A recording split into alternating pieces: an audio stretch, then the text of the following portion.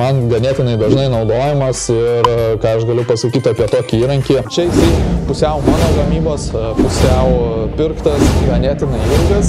Turiu dar vieną praplėtimo daikčiuką įrankį toliau, jisai, nes dažniausiai jisai 1,20 m kažkas tokio.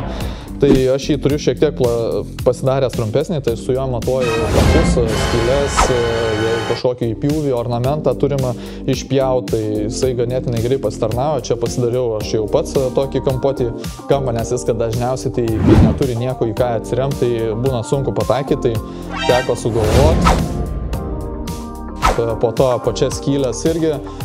Jeigu kas atkreips dėmesį, čia iš paprastų naudotų kibirų dangčių, dažniausiai jie išsimeta į šiukšliadėžę, aš panaudojau skylėm gręžioti, išorė būna vienokio dydžio, vidus yra kitokio ir aš tada bandau po jas pataikyti. Tai galima surasti su tokiu kampočiu, su tokiu matavimo įtaisu, galima surasti skylės net ir tolimiausiam kampe. Dar vieną tokį matuoklį, skylių ieškiklį. Tai su juo viskas ganėtinai gerai, gal aš tada plačiau skirtumus aptarsiu. Šitas ieškiklis tarnauja mažom plytelėm, su juo viskas ganėtinai tikrai super, nieko negaliu pasakyti, kad jisai matuoja tik tais iki 60 atrodo. Ai ne, 30 meluoju iš tikrųjų. Tai 30 cm, jeigu skylė yra toliau negu 30, keliasi 1,20 m ant 60, tai jau tada toks ieškiklis netinka, jau reikia kažką rinkti nestandartinio. Tuo labiau, ypač būna tenka matuoti nišas ir panašiai, tai jisai labai ganėtinai gerai išsilanksto, tu prisisukai ir gali tą patį matmenį perkelt, kad tau nereikėtų jokių šablonų darytis iš kartono ir panašiai. Tai su šitų ieškiklių koks privalumas yra? Viena briauna šone, viena horizontali, kita vertikali. Todėl, kad tu, kai visą laiką matuoji, tu atsirėmęs į tą patį tašką ir plytelės persikeli, tu idealiai ganėtinai tiksliai pataikai.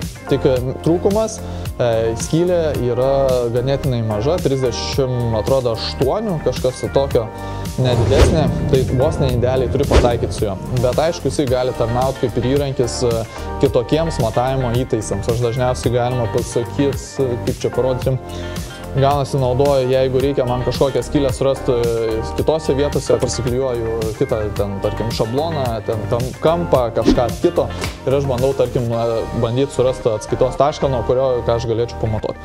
Tai labai paprastas keli panaudojimo būdai. Aišku, kita pusė skiriasi, kad dažniausiai, kai negali, tarkim, uždėti ant skylės arba nelenda, kitą pusę atsukti, tenais su skylė viską pataikyti. Taip, kišdamas ten, tarkim, aklės ar kažkas tokio, ar čiaupas, ar kranas pasitaiko, būna visokių variantų.